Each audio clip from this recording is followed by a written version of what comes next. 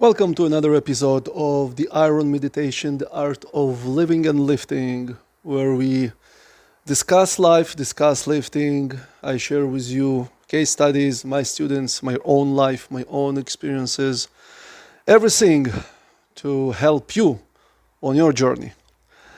Among many things that Kettlebell Sport teaches you about life, actually, is the extreme saving of energy. Because both in classic kettlebell sport or in marathon, the only thing that matters is your energy or fuel consumption.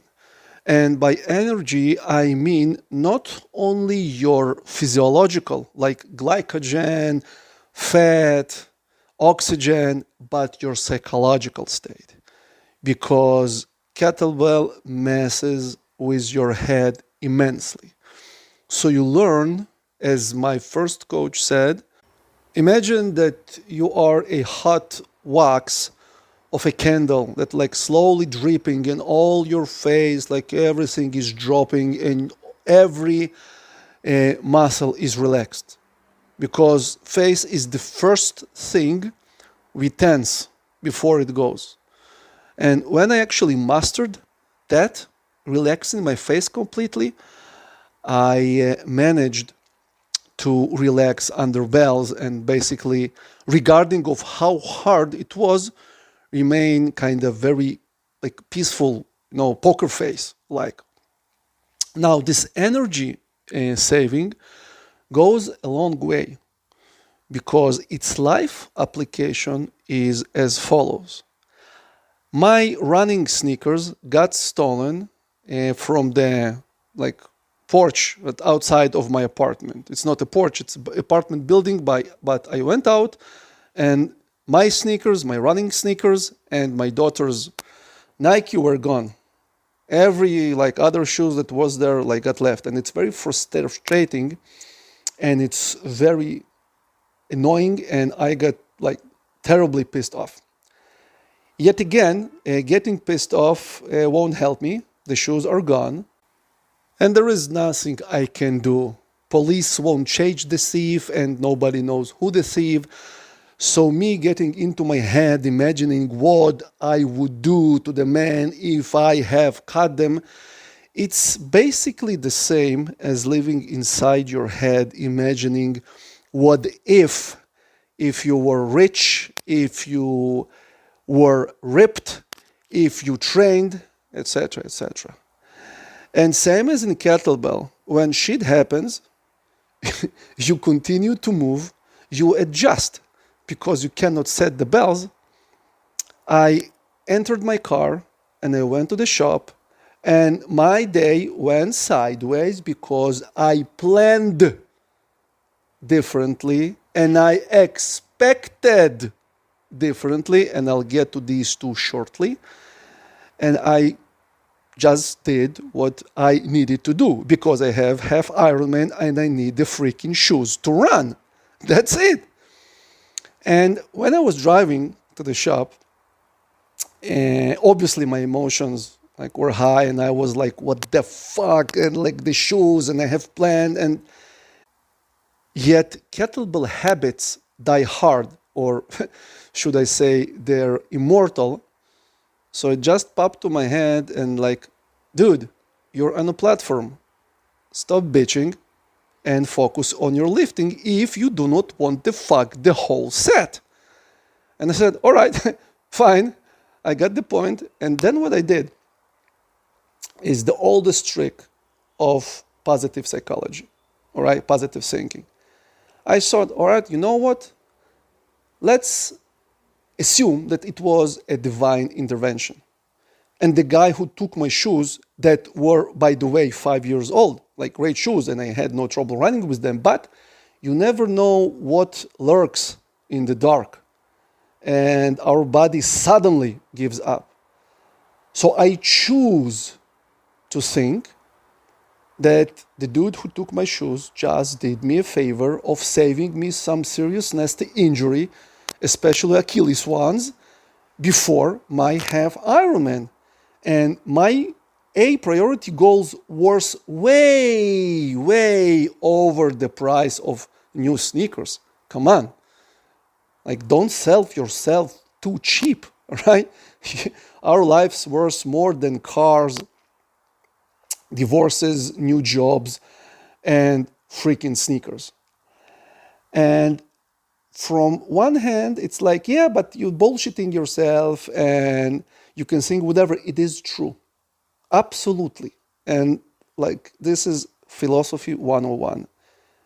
I can think whatever I want, but it's my emotional state that matters. And emotional state is like an energy without a name. So if I take my thoughts, think about electrical current.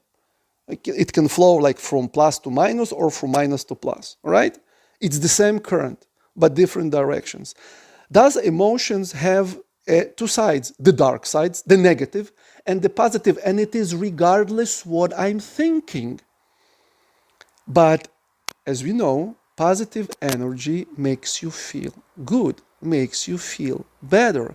And this is same as on the set with kettlebells. You cannot allow yourself thinking, shit, I've planned differently.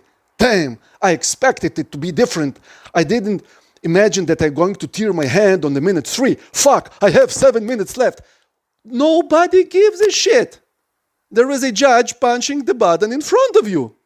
Either you lift or put the bell down, get the fuck out of the platform, go bitch in the corner. Man, like, you're an adult, act like one. And same in life, because on the platform, things go sideways and you have two choices. Either getting all emotional and negative and dark about it, like completely ruining every experience, or thinking, all right, like, whatever universe, God, Olympian gods, Zeus, it doesn't matter. Lucifer, if you like the dude, is challenging me to rise up, is challenging me to get better. And I'm going to like level up myself, and I'm going to snatch the bell 7 minutes with my other hand, and I'm going to show myself that I'm above like this 5-minute shit or whatever. And you feel differently, and you live differently, lift, and there is no misspelling, as Freud said, and you live differently as well. Whereas the objective that happened stays the same, and it doesn't matter.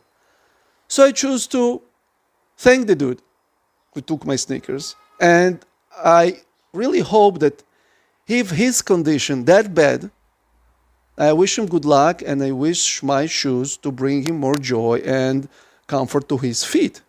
If this man is so poor and that desperate, that, like, who am I to judge the man with this kind of life? And so I bought new sneakers, and actually, eventually, like, everything is for the better. Instead of running with my old model, I kind of talked to the guy. He's a runner, and he suggested me a new one, and I bought them, and it's a whole new experience, a better experience that I would never have felt or experienced or had if my shoes wasn't stolen.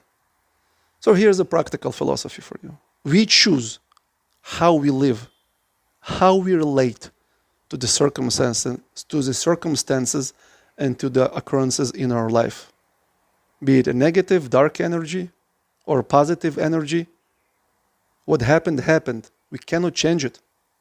The only thing we can change is our own response and the quality of our lives, and the quality of our lifting, and the quality of our emotional state, and the energy we throw or invest. Take care, good people.